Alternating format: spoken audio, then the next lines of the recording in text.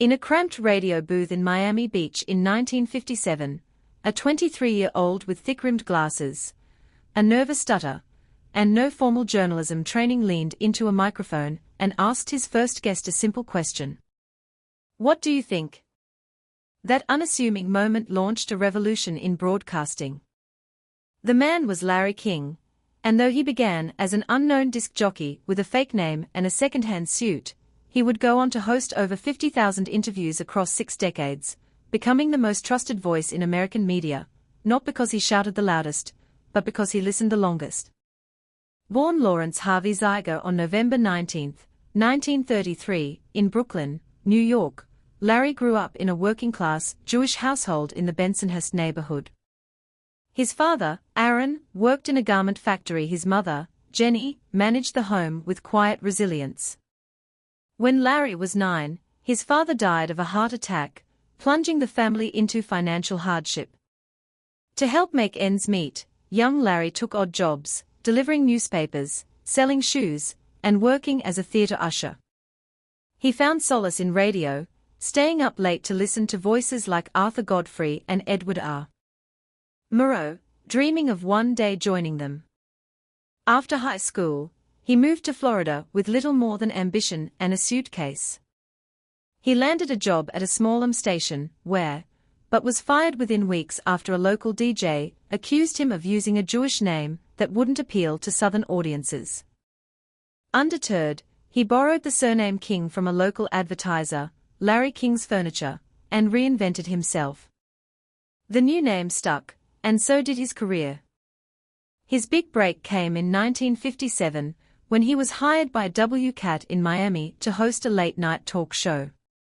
With no script, no producers, and minimal preparation, he relied on instinct and curiosity. He didn't interrupt. He didn't grandstand. He asked open-ended questions and let guests speak, a radical approach in an era of opinionated monologues. Listeners responded. The show grew. Soon, politicians, celebrities, and ordinary citizens alike called in to share their stories, and King became known for his empathy, humility, and uncanny ability to make anyone feel heard. But success brought turbulence. In the 1970s, he faced personal and professional crises, multiple marriages, mounting debts, and a federal indictment for grand larceny related to a loan scandal. Though acquitted, his reputation suffered, and he was off the air for nearly 5 years. During this exile, he reflected deeply on his craft, reading biographies, studying history, and refining his interview philosophy. Focus on the guest, not yourself. Seek understanding, not gotcha moments. His redemption arrived in 1985 with the launch of Larry King Live on CNN, a nightly hour-long program that would become the network's flagship for 25 years. Broadcasting from a simple set with suspenders, rolled-up sleeves, and a glass of water always nearby, King created a space where presidents, dictators, scientists, and grieving parents shared the same airtime. He interviewed every U.S.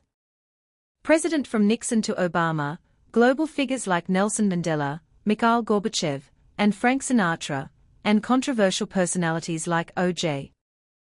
Simpson and Louis Farrakhan, always with the same calm demeanor. What made King unique wasn't flashy production or aggressive cross-examination. It was his restraint.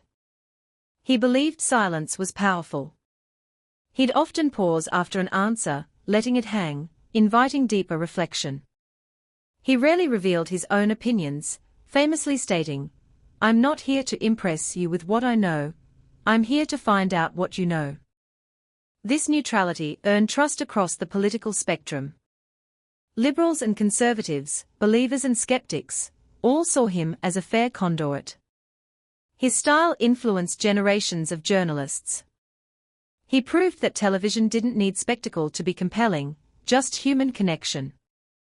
At his peak, Larry King Live reached over 1 million viewers nightly and aired in more than 150 countries. He won a Peabody Award, 10 Cable Ace Awards, and 2 Emmys, but remained remarkably unchanged, still taking subway rides in New York, still eating at diners, still calling old friends just to check in.